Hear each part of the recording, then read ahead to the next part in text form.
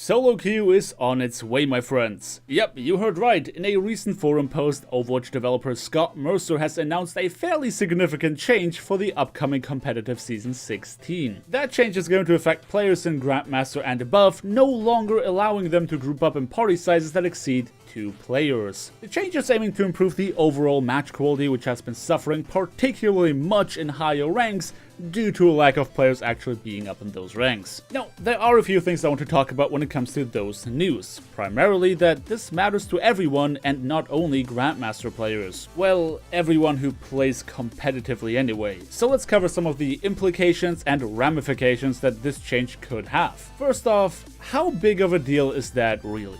Initially, it's not actually going to make a big difference. They're not changing any of the thresholds that we know of when it comes to matching Grandmaster players with other players of lower ranks, so the infamous problem of seeing Masters and Diamonds in GM games is likely not going away. So long that your one party member is within 350 SR of your own, you are still going to be able to queue with them, allowing high Masters to still play with their friends in low GM, which quite frankly is a very small difference in SR that should not make for any perceivable difference in skill, with the exception of Smurf accounts. However, if we think about this in the most simplistic fashion, our matchmaking ratings and skill ratings are all just numbers, right? Making the matchmaking process a matter of math. So if we think about very simple math problems, adding more variables generally makes a problem more complicated. The matchmaker to date has a lot of flaws in the sense that many of the things that would determine how skilled or not so skilled a player is are not actually taken into consideration. People can display vastly different skill levels going from hero to hero, and there's no guarantee for the matchmaker putting 6 players together who are even capable of creating a cohesive composition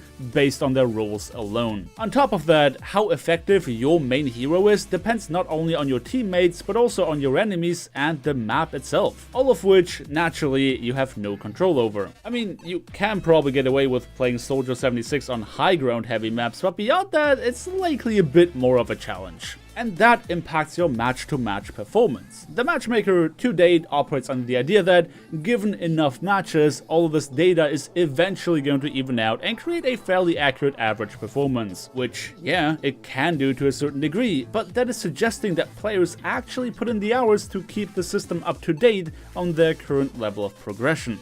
Anyway, all of that is to say that eliminating more variables allows the matchmaker to create more encounters that players will perceive as fair. Nobody really knows what is going on behind the curtains when a low GM player groups up with a couple of friends and Masters. There is anecdotal evidence that suggests grouping up being a massive problem for the matchmaker, giving it a harder time to create games that don't feel like a stomp one way or another. But Blizzard has never confirmed, nor denied, or even acknowledged these types of player complaints. The general consensus in the community is that the more players you add to your party that are not almost exactly on top of your own skill rating, the higher the chance of your matches becoming unbearably annoying. So a lot of players prefer to stay away from grouping up beyond a team size of 2 or 3. If Grandmasters can only solo and duo queue, that eliminates some degree of difficulty that the matchmaker would otherwise have to deal with. How do you compensate for the presumable increase in coordination that a pre-made group can display? Maybe by giving them tougher opponents? Or perhaps by giving them teammates that have shown to underperform in recent matches? Again, nobody really knows for sure, but a lot of players agree that the cleanest matchmaking experience is to be had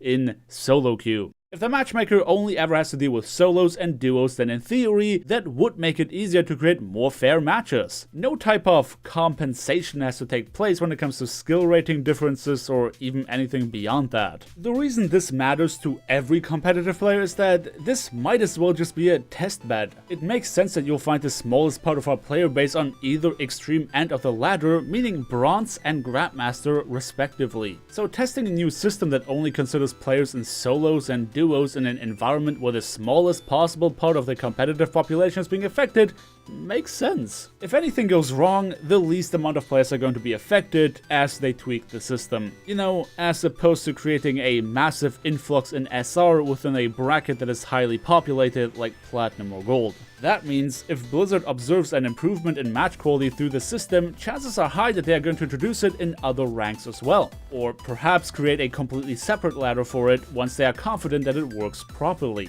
And hell, even if there's no numerical improvement they can observe, if the player perception goes towards favoring and praising this type of a competitive system, then rolling it out ladder-wide would still make sense. Remember, the perception of balance is often more powerful than balance itself. In my recent video talking about and praising the new workshop feature, I mentioned how there's currently no environment in Overwatch that respects the dedicated, die-hard competitive player base. It is common consensus that our current ladder system is just terrible. And up until the most recent update, there was also no environment that respected the creative part of our community that would love to do the work that Blizzard is not doing right now, which is making unique and interesting new content. Where some players might call Blizzard lazy for telling the players to make their own fun, I say that giving us the tools to make our own fun can only ever be a good thing. There is no way a team of developers can even come close to the content output of our entire community. And within the first couple days, a lot of amazing game modes have been created and also acknowledged by Blizzard to the point where they are already introduced as arcade game modes. The workshop is a huge win for the creative heads and the casual players in our community, giving us many more means to simply have fun in Overwatch. And the changes to the competitive Season 16 might aim to create a better environment for our competitive community as well. And if that is the case, then testing it in GrandMaster first to see whether or not it can work in lower ranks as well is a fantastic idea. A lot of high-ranked players are much in favor of change period. If you were to ask them, it's not like Blizzard can make it any worse than it already is. Grandmasters are the most likely candidates to care about changes to our competitive structure, making them the perfect audience for new systems like this. Their feedback could become crucial when it comes to the future of competitive Overwatch. Introducing solo and duo queue only in Grandmaster and above is simultaneously the highest impact, lowest risk change they could have made. It is very unlikely to have any negative effects whatsoever, while having a good chance to at least improve the perception of competitive play for players who dearly care about it. I prefer seeing this over a lot of sweeping changes in a single patch that have a higher probability of actually breaking things and making them worse. So all in all, I gotta say, good move, Blizzard. It looks like you really care about trying to keep up that momentum you got with the introduction of the workshop. Let's hope you get some kind of treat for the rest of the competitive player base rather sooner than later as well.